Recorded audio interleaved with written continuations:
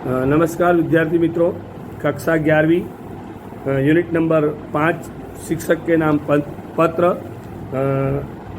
जिसके राइटर हैं रचयिता हैं अब्राहम लिंकन, जो अमेरिका के प्रेसिडेंट रह चुके हैं, जिनका जन्म सन 1809 में और जिनका निधन सन 1865 में हुआ था।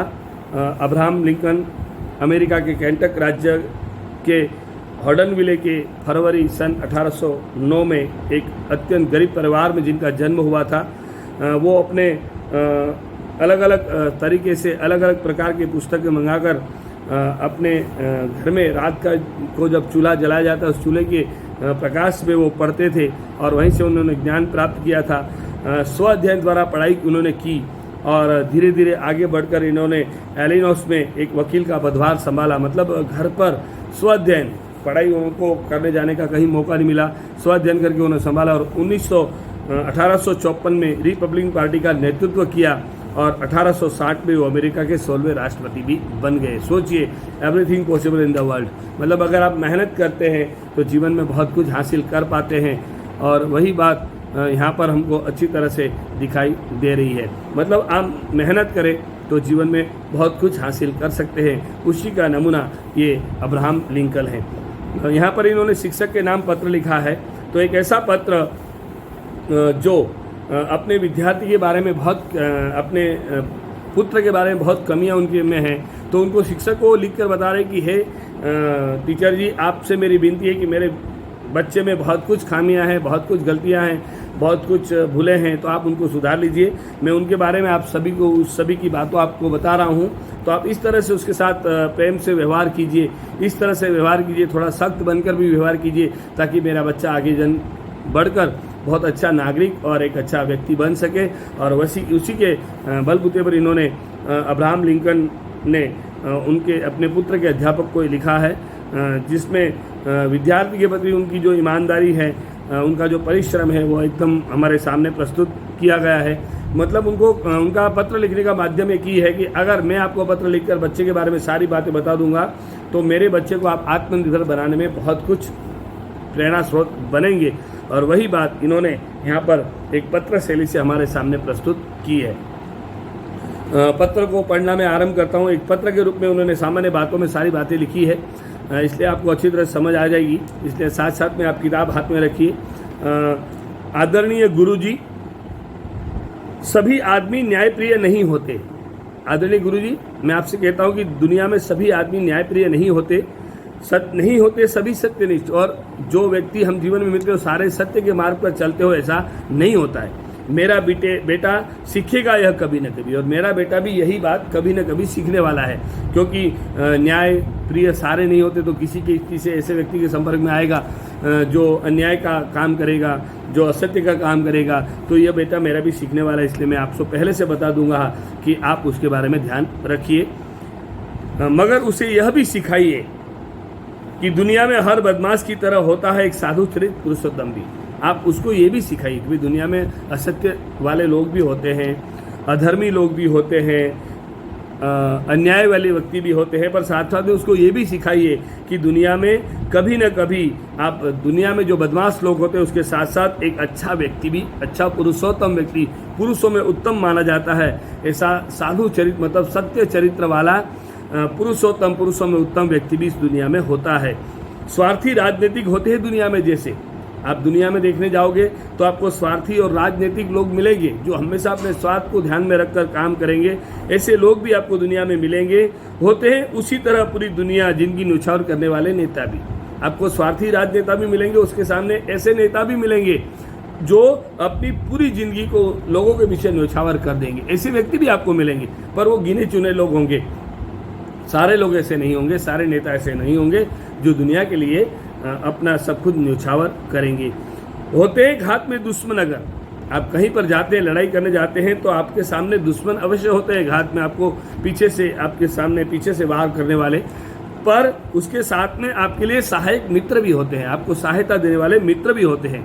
मैं जानता हूँ सभी बातें झटपट नहीं सिखाते बनती। मैं अच्छी तरह से जानता हूँ कि ये सारी बातें आप झटपट सिखाते नहीं बनती है, मतलब ये झटपट आप सिखा नहीं सकते, पर आपको इसलिए कह रहा हूँ कि आप धीरे धीरे इन सभी बातों को आप इनको समझाते रहिए। फिर भी हो सके तो उसके मन में जमाइए, हो सके तो ये सारी बातें उसके मन में धीरे धीरे जमाते रहिए, उसको समझाते रहिए। फोकट में पसीना बहाकर कमावा एक पैसा तक, जो आप कहते हैं कि पसीना बहाकर आपने जो 1 रुपया कमाया है वो फोकट में मिले हंडे में से भी ज़्यादा मूल्यवान है। फोकट में जो एक हंडा भर के आपको धन मिलेगा या पैसा मिलेगा, उससे भी अगर आपने पैसा मेहनत करके कमाया है, पसीना बहकर जो पैसा कमाया है, वो उससे बहुत ज़्यादा मूल्यवान है जो आपको मुफ्त में मिला है। सिखाइए उसे कैसे झेलते हैं हार, उसको ये भी सिखाइए कि जीवन में कभी हार होती है तो उसको किस तरह से झेली जाती है। क्योंकि आजकल के समय में आपने देखा होगा कि इंसान हार जाता है तो जैसे सुसाइड करने पहुंचता है, बच्चे परीक्षा में नापास हो जाते हैं तो आपघात के प्रयत्न करते रहते हैं, सुसाइड करने लगते हैं। तो ऐसा नहीं होना चाहिए। जीवन में हार उसी को मिलती है जो जीतने के लिए कुछ प्रयत्न करता है, जो मेहनत करता है। हार आज मिली तो कभी न कभी आपको जीत अवश्य मिलेगी। और उसको ये सिखाइए कि हार कभी न कभी तो आपको किस तरह से झेलना है, और सिखाइए जीत की खुशी को स्वयं से बनाएं। और आपको जो जीत मिली है उसकी खुशी आप स्वयं मनाइए, क्योंकि आप जीते हैं तो कोई ना कोई और हारा है, तो उस हारने वाले व्यक्ति को आपकी खुशी देखकर दुख न हो। इसलिए हार को किस तरह से सिखाया समझा जाता है, उसको मनाया जाता है। अगर आप में ताकत हो तो उसे ईर्ष्या प्रेम से दूर रखना सिखाइए। अगर आप में ताकत है तो आप उसको हो सके तो ईर्ष्या और द्वेष, किसी का द्वेष न करना, किसी की ईर्ष्या न करना, उससे आप दूर रहना सिखाइए उसे अपना हर्ष स्वयं में दिखाइए। उसको ऐसा सिखाइए कि अपना जो हर्ष, जो अपना खुशी है, वो अपने स्वयं में छुपा कर रखे। कहना गुंडों से मत डर जाना, उसको ये कहना कि गुंडों से कभी मत डरना, क्योंकि जो गुंडा होता है उसको अगर आप झुकाना चाहे तो आसानी से झुका सकते हैं, क्योंकि उसकी कोई ना कोई कमी तो हमेशा होती है। उसको आप जान लीजिए तो उस गुंडे को आप झुका सकते हैं। जितना बन पड़े दिखाए कीजिए उसे पुस्तक भंडार का अद्भुत वैभव। जितना हो सके उतना जो बड़ी बड़ी महाकाव्य हैं, बड़ी बड़ी महान पुस्तक हैं, उसको आप दिखाते रहिए ताकि उसका अद्भुत वैभव वो सीख सके।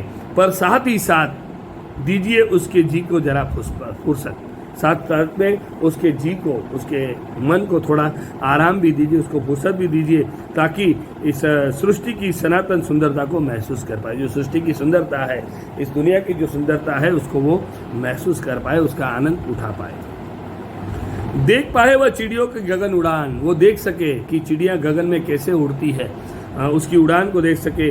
सुनहली धूप में मंडराते भौरे, सुनहली धूप जो होती है उसके अंदर जो भौरे मंडराते हैं, उड़ते हैं, उसको देख सके। और हरी भरी पहाड़ी की ढलान पर झूमते नन्हे फूल, जो हरी भरी ढलान होती है, मतलब पहाड़ होते हैं, उसकी ढलान जो होती है ऐसे, उसके अंदर जो झूमते ऐसे ऐसे हवा की वजह से झूमते हैं, ऐसे नन्हे फूल को भी वो महसूस कर सके। पाठशाला में उसे सबक मिले, बेईमानी से पाई सफलता से सीधे सीधे टकराई असफलता शेष करे। पाठशाला में उसको ऐसा सबक मिलना चाहिए कि बेईमानी से पाई जो सफलता, आपने बेईमानी करके सफलता प्राप्त की है, मतलब आपने चोरी करके जो लिखा है, उससे सीधे सीधे जो आपको असफलता मिलेगी वो श्रेष्ठ मानी जाएगी, वो आप उनको सिखाइए। मतलब चोरी कभी नहीं करनी है। यह सिखाइए कि अपने ख्याल, अपनी सूझबूझ पर पक्का विश्वास रखे। वह उसको ये सिखाइए कि अपनी सूझबूझ पर अपने जो ख्याल है वही श्रेष्ठ हैं, और उसके ऊपर वो पक्का विश्वास रखे, किसी के दोहराए वह न दोहराए। भले ही सब लोग उसे गलत ठहराए, चाहे सब लोग उसको गलत ठहराए कि तू गलत है, कोई बात नहीं, पर उसको ऐसा सबक सिखाइए कि अपनी सूझबूझ है, अपना जो ख्याल है वही श्रेष्ठ है, उसके ऊपर उसको विश्वास रखना चाहिए। वो भलों के साथ भलाई बरते और टेढ़ों के साथ क्यों सबक सिखाए। उसको ये कहना कि आप भलों के साथ भलाई बरते, और जो टेढ़ा व्यक्ति है उसको सबक सिखाना चाहिए। अगर बेटे के दिमाग में जमाते बने तो देखिए, ये सारी बातें उसके दिमाग में ये बिना आप बैठाने का प्रयत्न कीजिए, इस बात समझाने का प्रयत्न कीजिए कि विजय के झंडे के नीचे खड़े दोनों को दौड़ती भीड़ में, मतलब विजय के जो झंडे लेकर जो लोग दौड़ रहे हैं उसके नीचे जो भीड़ दौड़ रही हैं उसको उसके अंदर उस दौड़ती भीड़ में शामिल न होने का साथ जुटाइए। मतलब जो विजय का झंडा लेकर दौड़ रहे हैं उसके अंदर, उस भीड़ के अंदर उसको जोड़ने का जो मन होता हो, जुड़ने का मन होता हो, उसके अंदर वो न जुड़े, उसका साहस जुटे। क्योंकि विजय का झंडा लेकर जो दौड़ रहे हैं उनको ये पता नहीं कि झंडे किस लिए हम लेकर दौड़ रहे हैं। और यह भी समझाइए उसे कि सुने सबकी हर एक की, उसको ये समझाइए कि जो भी आदमी आपको कुछ कह रहा है उन सब की सुनिए, पर अपने मन की हर एक की जो बात है वो सुन लीजिए, पर छान ले उसे सत्य की छलनी में। पर जो बात आपको हर एक ने कही है उसको सत्य रूपी छलनी होती है, उसके अंदर छान लीजिए और छिलना फेंक कर उसके अंदर छिल लिया और उसके बाद उसको फेंक कर जो ग्रहण करे विशुद्ध सार, उसके अंदर जो महत्वपूर्ण बातें हैं उसको वो ग्रहण करे। बन पड़े तो उतारिए उसके मन में, हंसते रहो हृदय का दुख दबाकर। हो सके तो उसके अंदर ऐसी बात दबा दीजिए, उसकी ऐसी बात रख दीजिए, उसके मन में उतारिए कि आप हर कुछ सहन करते हैं, चाहे कितना भी दुख हृदय में हो, पर हमेशा दूसरे के सामने हमेशा हंसता रहना चाहिए। कहिए कि आंसू बहाते शर्माए नहीं, कहिए कि कभी अगर दुख हुआ है तो कभी आंसू बहाते शर्माना नहीं चाहिए, क्योंकि दुख हमेशा व्यक्त कर देना चाहिए। अगर दुख को आप अंदर दबाइए तो आप ज़्यादा दुखी होंगे और आपको परेशानी भी हो सकती है। इसलिए दुख को कभी दबाइए मत और उसको क्या कहिए, दबाने से बेहतर उसको बाहर निकाल दीजिए। सिखाइए उसे ओछापन को मानना, सिखाइए उसको ओछापन, मतलब हमारे अंदर जो हल्कापन आता है उसको समझ लीजिए आप, और चाटुकारी से सावधान रहिए, चापलूसी जिसको हम कहते हैं उससे सावधान रहिए। ऐसा काम हमें नहीं करना है। उसे पक्के पूरी तरह समझाइए कि खूब कमाई करे ताकत और अकल की लागत से। उसको ऐसा समझाइए कि जो कुछ कमाई हमको जीवन में करनी है खूब ताकत लगाकर और मेहनत करके अपनी अकल से उसको उसकी मेहनत लगाकर उसकी लागत से आपको ये सारी बातें हैं, वो जो कमाई है वो आपको करनी है। लेकिन कभी भी न बेचे अपना हृदय, कभी भी अपने हृदय को, अपने मन को किसी के सामने न बेचते। अपनी आत्मा उस समय क्या होगी, अगर हमने अपनी आत्मा को बेच दिया, अपने मन को बेच दिया, तो हमेशा हमारी आत्मा उसको स्वीकार नहीं पाएगी, हमेशा उसको धिक्कारती हुई आती है भीड़। मगर अगर भीड़ आपको धिक्कारती हुई आएगी, क्योंकि आप अगर गलत ग्रहण नहीं करेंगे तो लोग आपको अपमानित करेंगे, आपको धिक्कारेंगे। फिर भी आपको भले धिक्कारे, वो भीड़ भले आए, फिर भी आप उसको क्या करना है, उसको अनदेखा करना सिखाइए। बस चाहे भीड़ आपको गलत कहे पर उसको अनदेखा करना सिखाइए उसे, और लिखिए उसके हृदय पर जो सत्य जान पड़े, न्यायोचित लगे। जो उसको उसके हृदय पर ऐसी बात लिख दीजिए कि जो आपको सत्य जान पड़े, जो सही लगे, न्यायोचित लगे, उचित लगे, उसी के खातिर धरती में गड़ाकर पांव लड़ता रहे। बस इस तरह से जो आपको उचित लगे, सत्य लगे, श्रेष्ठ लगे, उसके लिए अपने धरती के अंदर अपने पांव को गड़ा लीजिए, लड़ते रहिए जब तक अपने शरीर में जान है।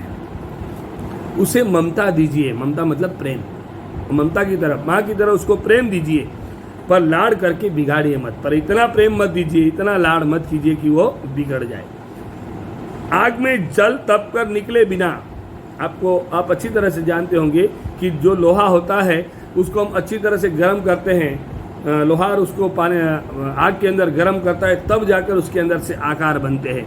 आग में जल तप कर निकले बिना लोहा मजबूत फौलाद नहीं बनता। जो हमारे औजार जो सारे बनते हैं वो आग में लोहा गर्म होता है, तब जाकर उसका एक हथियार बनता है। इसलिए जिस तरह लोहा आग में जलता है तब जाकर फौलाद बनता है, उसी तरह उसको भी ये कहिए कि अगर आप जितना मेहनत करोगे उसी तरह मजबूत बन पाओगे। उसे आदत डालें कि अधीर होने का धीरज संजोए। उसको ऐसी आदत डाल दिए कि कभी भी अपनी धीरज का जो समय होता है उसको ध्यान में रखिए, कभी भी अधीर मत हो जाइए, जल्दबाजी मत कीजिए, बस धीरज रखिए तो निश्चित तौर पर आपको सफलता प्राप्त होगी। धीरज से काम ले, अपनी अधीरता को न खोए। अगर दिखानी है बहादुरी, अगर जीवन में कहीं बहादुरी दिखानी है तो हमें विश्वास चाहिए स्वयं का मजबूत। अगर कहीं पर बहादुरी दिखानी है तो हमें अपने हृदय में विश्वास होना चाहिए। अगर विश्वास मजबूत होगा तो आप स्वयं मजबूत होंगे, तो कभी न कभी आप अपनी जो बहादुरी वो दिखा पाएंगे। तभी जमेगी उदास श्रद्धा मनुष्य जाति के प्रति, और तब जाकर इस सृष्टि में ये ऐसी उदास श्रद्धा मनुष्य जाति के में आपके लिए एक बहुत बड़ी श्रद्धा जागृत हो जाएगी। क्षमा कीजिए गुरुजी, मैं बहुत बोल रहा हूँ, गुरुजी आप मुझे क्षमा कीजिए कि मैं मेरे बेटे के लिए आपसे आपके सामने ये पत्र लिखकर आपको बहुत बड़ी जो बातें हैं वो कह रहा हूँ, पर मुझे क्षमा कीजिए।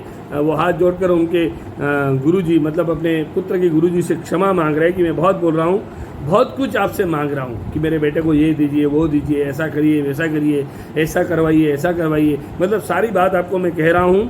पर फिर देखिए जितना बने जरूर कीजिए, पर जितना हो सके उतना आप जरूर से कीजिए, क्योंकि मेरा बेटा बहुत बहुत प्यारा है, बच्चा है भाई, मतलब मेरा बेटा बहुत प्यारा है।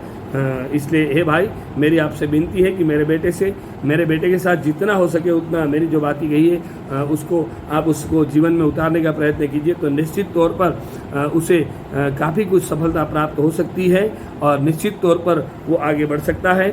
इसलिए यहाँ पर कहने का माध्यम ये है कि अब्राहम लिंकन जी कह रहे कि ये शिक्षक के नाम पत्र लिख रहे हैं, इसलिए वो कह रहे कि मेरे बच्चे में बहुत बड़ी परेशानियां हैं, बहुत खामियां हैं, बहुत मेरा बच्चा अभी छोटा है, कुछ सीख नहीं पा रहा है, इसलिए मेरी आपसे विनती है कि मेरे बच्चे में हो सके तो ये सारी बातें मैंने जो आपसे अलग अलग रूप में कही है वो सारी बातें उसके अंदर निकालने का या ये करने का डालने का प्रयत्न कीजिए, ताकि उसके जीवन में बहुत कुछ जो कमियां हैं वो आप पूरी कर सके। मैं अपने घर में रहकर बहुत कुछ कहता हूँ, पर कहा जाता है कि गुरु के ज्ञान से जो बच्चे प्राप्त करते हैं वो शायद अपने घर के माता पिता से वो बच्चे प्राप्त नहीं करते। इसलिए मेरी विनती है कि आप हो सके उतना बच्चे के जीवन में उतारने का प्रयत्न कीजिए, तो निश्चित तौर पर मेरा बच्चा एक बहुत ही अच्छा व्यक्तित्व बन सके, क्योंकि मेरा बच्चा बहुत प्यारा है, वो जीवन में बहुत कुछ हासिल करना चाहता है। इसलिए आप हो सके तो उनके पीछे मेरे कहने के अनुसार थोड़ा प्रयत्न कीजिए और ताकि सफलता मुझे मिल जाए। ये पत्र अब्राहम लिंकन जी ने अपने बेटे के शिक्षक के नाम लिखा है और वह शिक्षक अपने उस पुत्र के प्रति अपना प्रेम और स्नेह प्रस्तुत कर रहा है। शब्दार्थ टिप्पणी जो दी गई है वो भी आपको अपनी नोट्स में लिखने हैं, साथ में स्वाध्याय का कार्य जो दिया गया है वो भी आपको लिखना है।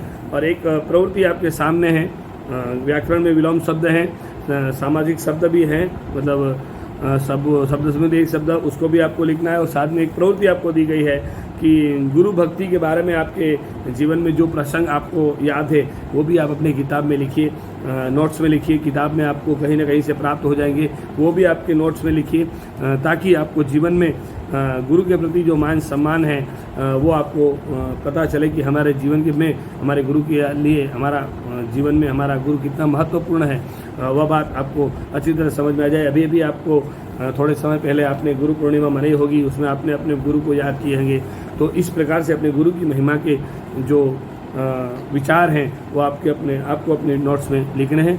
धन्यवाद, थैंक यू वेरी मच।